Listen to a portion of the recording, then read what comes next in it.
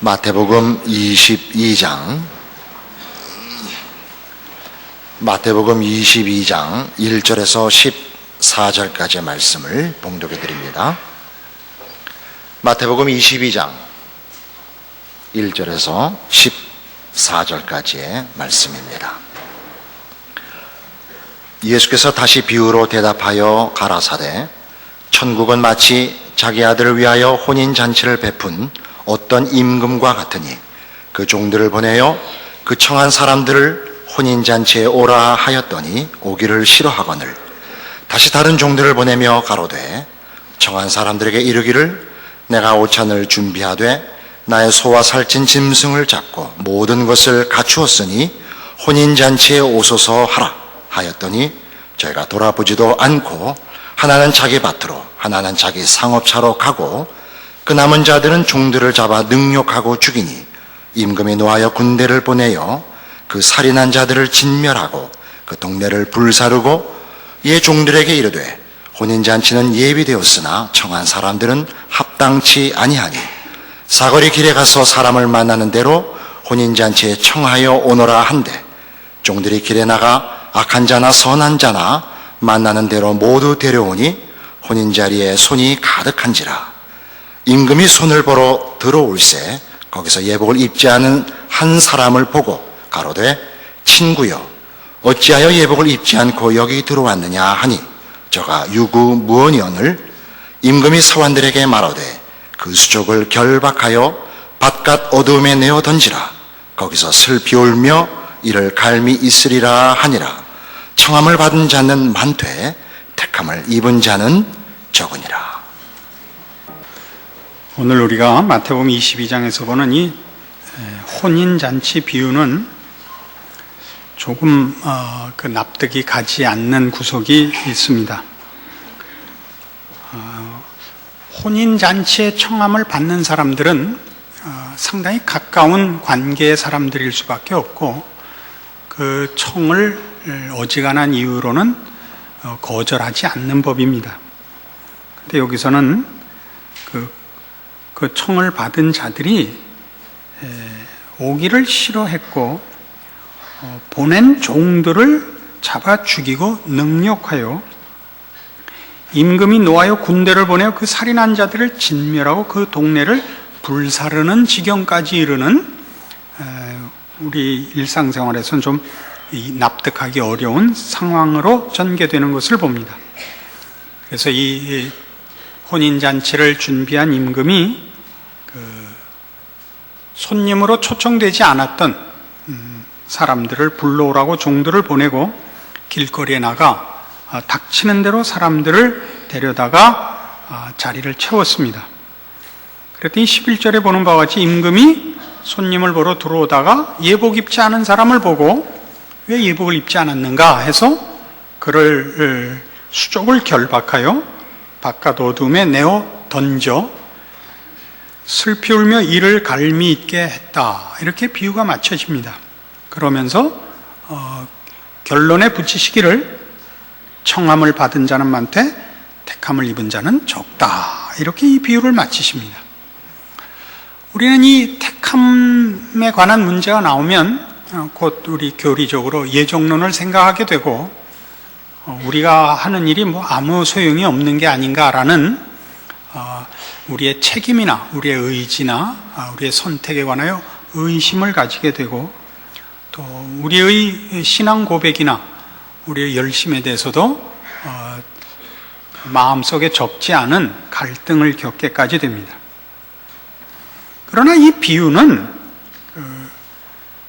앞에 있는 21장에 있는 두 아들 비유와 포도원 비유와 연결된 비유입니다. 22장 1절이 예수께서 다시 비유로 대답하여 가라사대 이렇게 해서 앞에 있었던 그 논쟁거리 예수님의 메시아 되심을 유대인 종교 지도자들과 정치 지도자들 앞에서 답하시는 내용으로 이 비유를 베풀고 있다는 걸 놓치지 않아야겠고 그런 차원에서 여기서 말하는 예복의 문제나 택함의 문제들은 일반적인 이해의 문제가 아니고 앞에 있었던 포도원 비유를 이해의 열쇠로 가져야 하는 것입니다.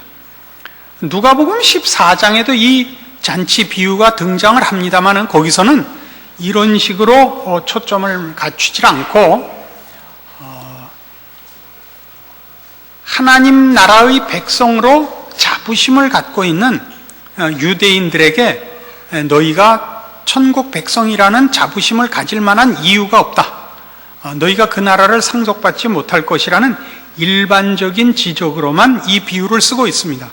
그러나 우리가 지금 보는 마태복음 22장에서는 훨씬 더 동일한 내용을 가지고 있지만 거기 좀 더 중요한 핵심을 여기 내포하고 있습니다.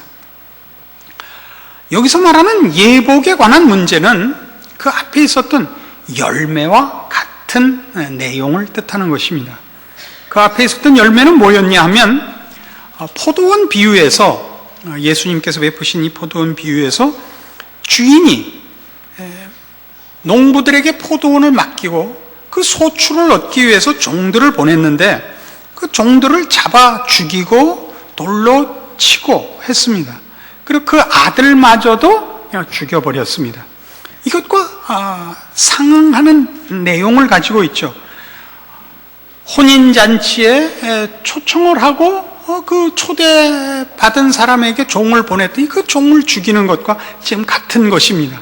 그것은 다 하나님의 부르심에 대하여 이스라엘 백성들이 가진 거부감, 거역한 행위, 하나님의 초청에 대하여 저들이 가졌던 적대적인 행위들을 지적하고 있는 것은 뻔합니다. 그런데 포도원 비유에서 우리가 핵심으로 가졌던 내용이 무엇이었냐면 포도원을 맡긴 농부들에게 이제 주인이 그 가을에 수확한 것을 얻기 위하여 종들을 보냈을 때 농부들이 그 소출을 내놓기를 거부했었습니다. 그런데 이것이 우리 살펴본 바와 같이 농부들이 포도원을 경작하여 소출을 얻었는데 내놓기를 거부한 것보다 좀 더 근본적인 문제가 있었다 그랬습니다. 그것은 21장 43절에서 보는 바와 같이 그러므로 내가 너희에게 이르노니 하나님의 나라를 너희는 빼앗기고 그 나라의 열매 맺는 백성이 받으리라 라는 말씀에 감추어진 의미와 같이 농부들은 이 포도원에서 결실을 하는데 실패했던 것으로 짐작이 된다 그랬습니다. 그리고 그 의미는 유대인들이 자기네들이 하나님의 백성이라고 믿는 근거로서의 율법과 제사법들이 저들을 하나님의 백성으로 만드는데 부족했던 것을 지적하고 있고 그런 충분치 않은 조건으로 자신들을 하나님의 백성이라고 자부하고 있는 유대인들의 잘못을 지적하는데 이 비유의 핵심이 있다 그랬습니다. 진정한 결실을 가능케 하는 것은 예수님밖에 없습니다. 그런 차원에서 이 비유들은 다 예수님만이 메시아 되시며 그를 영접해야만 하나님의 백성이 될 수 있음을 상기시키는 아주 핵심적인 문제를 제시하고 있는 것입니다. 마찬가지로 지금 이 22장에 등장한 천국 잔치에 관한 이 혼인 잔치에 관한 비유도 보시면 그 잔치에 들어가는 자격이 아무 나타나 있질 않습니다. 아무든지 가서 닥치는 대로 불러오도록 되어 있습니다만은 예복을 입지 않은 것을 탓하고 있습니다. 그러니까 여기서 말하는 예복은 앞에 있었던 결실해야만 하는 열매를 맺는 백성이어야만 하는 그리고 그 열매를 예수 그리스도로 말미암아서만 유일하게 맺을 수 있었던 것처럼 예복이라는 것도 예수 그리스도로 말미암아서만 입을 수 있는 것임을 상징하고 있고 그런 차원에서 청함을 받은 자는 많되 택함을 입은 자는 적다라는 표현이 우리 쪽에 구원의 근거나 조건이 있지 않고 부르신 하나님 쪽에 근거와 조건이 있음을 말하는 것입니다. 하나님, 우리를 부르신 하나님이 예수 그리스도 안에서 우리를 부르지 않으면 예수 그리스도를 통과하지 않고는 우리는 우리의 의지나 우리의 노력이나 우리의 뭐 어떤 조건을 가지고도 하나님의 백성되는 이 자리에 들어설 수 없는 것임을 시사하고, 그런 차원에서 다시 메시아 논쟁의 핵심으로 이 비유가 초점이 맞춰져 있는 것을 보시게 됩니다. 요한복음 15장에 가보십시다.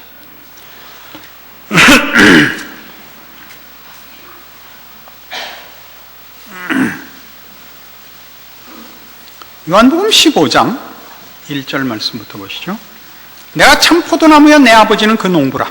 무릇 내게 있어 과실을 맺지 아니하는 가지는 아버지께서 이를 제해버리시고, 무릇 과실을 맺는 가지는 더 과실을 맺게 하려 하여 이를 깨끗게 하시느니라. 너희는 내가 일러준 말로 이미 깨끗하였으니 내 안에 거하라. 나도 너희 안에 거하리라. 가지가 포도나무에 붙어 있지 아니하면 절로 과실을 맺을 수 없음같이 너희도 내 안에 있지 아니하면 그러하리라. 나는 포도나무여 너희는 가지니 저가 내 안에 내가 저 안에 있으면 이 사람은 과실을 많이 맺나니 나를 떠나서는 너희가 아무것도 할 수 없음이라.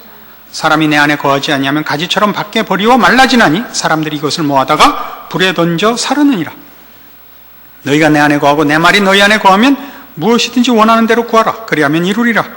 너희가 과실을 많이 맺으면 내 아버지께서 영광을 받으실 것이요 너희가 내 제자가 되리라. 포도나무와 가지에 관한 비유로 들어 하신 말씀입니다. 포도나무의 포도는 가지 끝에 결실됩니다만 무슨 가지가 만든 것은 아닙니다. 나무가 만든 것이죠.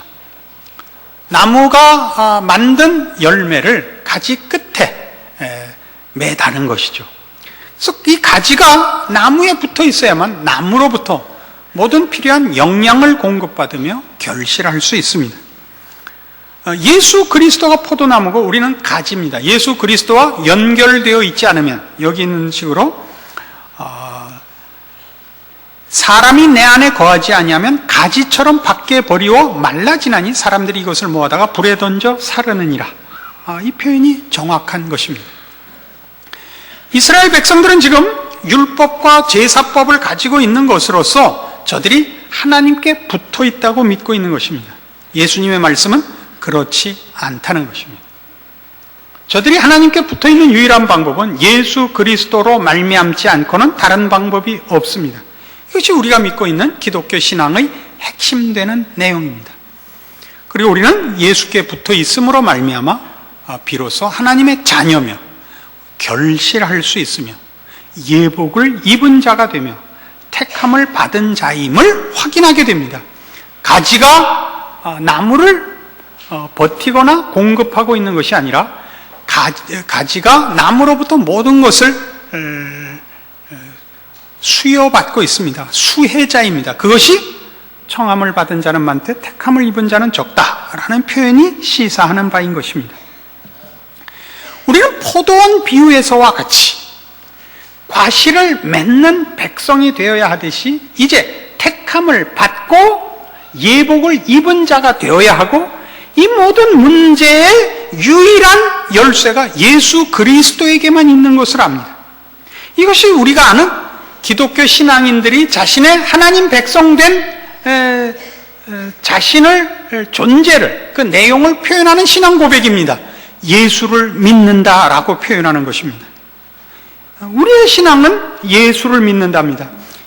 착하다, 이런 다른 윤리적 도덕적 표현을 쓰지 않습니다. 그러나 믿지 않는 세상 사람들을 보면 우리 예수 믿는 사람들을 예수를 믿는다는 의미를 이해하지 못하기 때문에 다 이렇게 얘기하죠. 부처를 믿든 예수를 믿든 결국 한 가지 아니요, 착하게 살자는 얘기 아닙니까? 이렇게 얘기를 하죠. 그래서 결국 이런 표현까지 나오죠. 저 사람은 예수 안 믿어도 천국 갈 사람이야. 무슨 소리요? 저 사람은 착한 사람입니다. 이거예요. 그렇지 않습니다. 착하든가 똑똑하든가 이런 어떤 것으로도 가지를 나무에 붙들어 매는 방법이 없습니다. 철사로 붙들어 매고 못질을 하거나 접착제를 붙인 것으로는 안 됩니다. 가지는 나무에서 생명으로 결합되어 있어야 하는 것입니다. 이것이 우리가 가지는 바 예수 그리스도를 믿어 하나님 백성된 우리의 처지입니다. 그래서 우리는 바로 이런 비유들을 통하여 뭘 확인해야 되느냐 하면 예수를 믿는다는 고백이 가지는 우리의 우리된 신분과 자격과 조건들에 대한 이해가 있어야 됩니다. 왜요? 우리는 예수를 믿는 것이 마치 우리가 자원하고 우리가 열심을 내고 우리가 남보다 종교성이 강해서 다른 사람과 구별된 자라는 유대인들이 율법과 제사법을 가지고 스스로 자부심을 가졌던 것 같은 착각과 실패에 빠질 수 있기 때문에 그렇습니다. 이렇게 설명을 하죠. 에베소서 5장에 가보십시다. 에베소서 5장 8절입니다.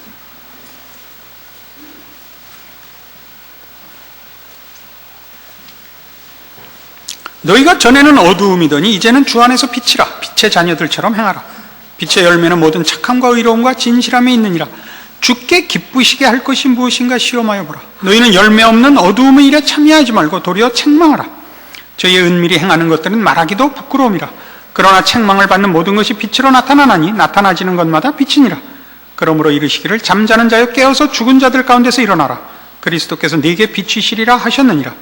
그런즉 너희가 어떻게 행할 것을 자세히 주의하여 지혜 없는 자같이 말고 오직 지혜 있는 자같이 하여 세월을 아끼라. 때가 악하니라. 그러므로 어리석은 자가 되지 말고 오직 주의 뜻이 무엇인가 이해하라.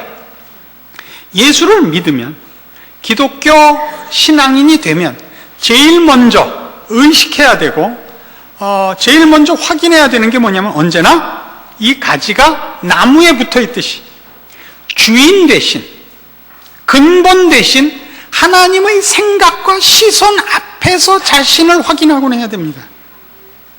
그러나 오늘날 우리의 신앙은 어떻게 됐냐면 마치 우리가 예수를 믿고 우리가 구원을 얻고 한 것들이 무슨 자신이 다른 사람은 안 한 것을 하나님께 해준 것 같은 신앙 고백이 되어서 나 하나님을 믿고 난 하나님을 선택해 드렸는데 하나님은 나한테 해주신 것이 무엇입니까? 라는 식의 신앙이 됐단 말이에요.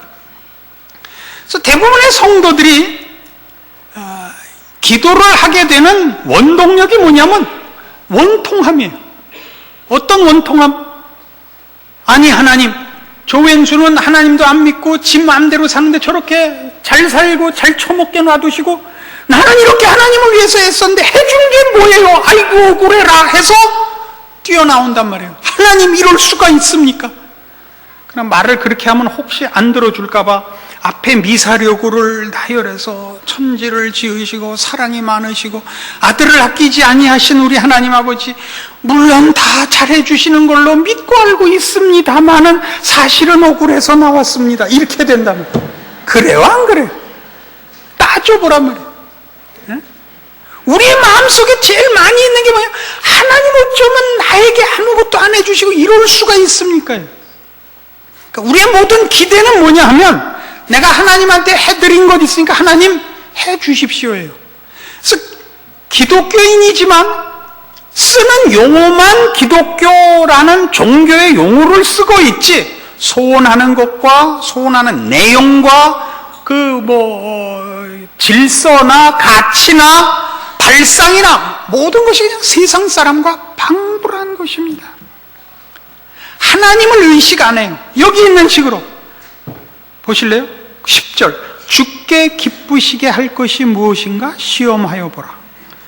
15절 그런즉 너희가 어떻게 행할 것을 자세히 주의하여 지혜 없는 자같이 말고 오직 지혜 있는 자같이 하여 세월을 아끼라. 때가 악하니라. 그러므로 어리석은 자가 되지 말고 오직 주의 뜻이 무엇인가 이해하라.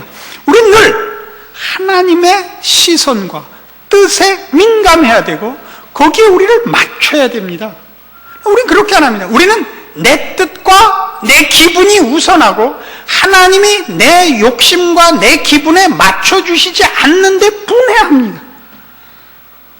조심하지 않으며 살피려 하지 않으며 기도도 하나님 앞에 뜻을 구하며 하나님이 나에게 무엇을 말씀하시려는가를 듣기 위해 나오는 것이 아니라 자기의 소원을 나열하고 그리고 어떻게 해서든지 자기의 욕심을 이루기 위하여 하나님의 꼼짝할 수 없을 만큼의 치성을 드리는, 그래서 밥도 안 먹고 잠도 안 자서 이거 해줄 때까지는 나는 안 잘 거야, 이런 가장 어리석은 유치한 아이들 떼 부리는 것과 방불한 신앙의 내용을 갖고 있단 말입니다.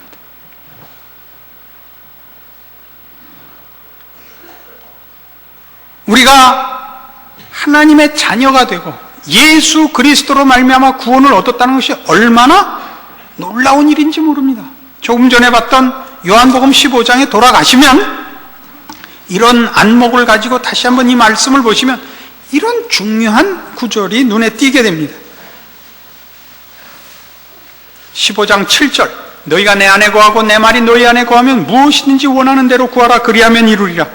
여기서 원하는 것은 내 안에 거할 때라는 조건 위에 서 있는 것입니다.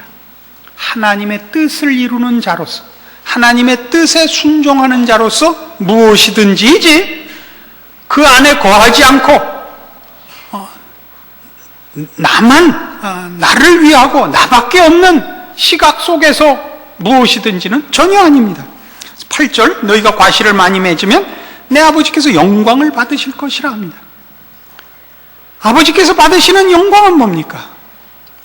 하나님께서 그 아들을 보내사 그의 피로 값주고 사신 그의 백성들의 진정한 영광이야말로 결실하는 것이요, 아버지께서 영광 받으시는 방법입니다. 하나님이 그의 형상대로 지은 그의 백성의 아름다움을 결실하는 것, 그 아들을 아끼지 아니하고 구원하여 세운 하나님의 백성의 참다운 거룩을 드러내는 것, 이것이 영광입니다. 아버지께 영광입니다.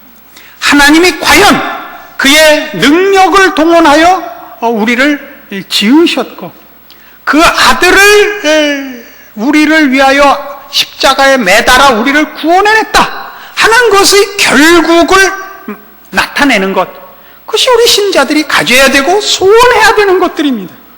이런 것들이 없습니다. 예수를 믿는다는 표현만 세상 사람과 다르지, 그 소원하는 것과 욕심내는 것과 그 발상과 방법과 그 이기심과 적개심과 그 어떤 인간된 어떤 내용과 수준에서 세상 사람과 차별이 되는 게 없다면 거기는 하나님 영광 가리우는 일과 부끄러운 일만 남게 됩니다. 그래서 과연 우리가 죽게 붙어 있지 아니하면, 여기 있는 식으로 사람이 내 안에 거하지 아니하면 가지처럼 밖에 버리워 말라지나니 사람들이 이것을 모아다가 불에 던져 사르느니라. 과연 그렇습니다. 오늘날 가장 부끄러운 게 뭡니까? 예수 믿는 사람들이 정당한 신앙생활이 적은 것이 가장 부끄러운 것입니다. 예수를 믿음으로 인하여 우리가 당하는 수모입니다. 저 따위로 믿을 바엔 난 안 믿어. 네가 가는 천국이면 난 안 가. 이거예요. 제일 부끄러운 겁니다. 하나님 앞에 못할 짓이며 우리 같은 믿는 자들끼리도 서로 부끄러운 일입니다. 과연 말라지고 불에 던지되 아무도 말려줄 자가 없는 처량한 신사가 된 것이 오늘날 우리 현대 신앙인들의 현주소입니다. 각자의 신앙을 점검하셔서 여러분들이 하나님 백성된 자부심은 무엇을 근거하고 있고, 여러분들이 나는 예수를 믿는 자라라고 큰 소리 치는 것이 여러분에게 어떤 결과를 낳고 있는가 말씀을 근거로 하여 확인하셔서 이제까지의 신앙에서 돌아서셔서 앞으로의 여러분의 믿음의 여생이 하나님 보시기에나 이웃들 앞에서나 그 여러분 스스로에게 부끄럽지 않고 자랑스럽고 살 가치가 있고 여러분의 신앙 고백이 헛되지 않은 참다운 신자의 삶이 되기를 바랍니다. 기도하십시다. 하나님 아버지 은혜를 감사합니다. 하나님이 그 아들로 우리를 하나님의 백성 삼으시고 하나님께 속한 모든 것으로 우리에게 채우셨습니다. 영에 속한 것, 영생에 속한 것, 영혼에 속한 것, 하나님을 닮은 것들로 채우셨습니다. 마땅히 우리가 하나님의 백성된 결실을 해야겠고 그리스도 예수 안에서 거듭난 하나님의 백성의 영광을 드러내야 할 터인데 우리가 한 일들은 부끄러운 것들 뿐입니다. 오늘 우리가 얻은 구원이 무엇이며 우리가 지금 가지고 있고 그리고 책임을 지켜야 할 신자된 내용들이 무엇인가 확인했습니다. 예수를 믿는다는 우리의 고백이 부끄럽지 않은 우리의 삶을 살게 하시고 그래서 우리가 서 있는 그곳에서 하나님 영광 받으시며 이 흑암한 세상에 빛을 발하는 그래서 우리의 이웃들이 우리로 인하여 생명과 영혼에 속한 강렬한 영혼의 도전을 받는 우리의 존재와 삶이 되게 하여 주시옵소서. 예수님 이름으로 기도합니다. 아멘.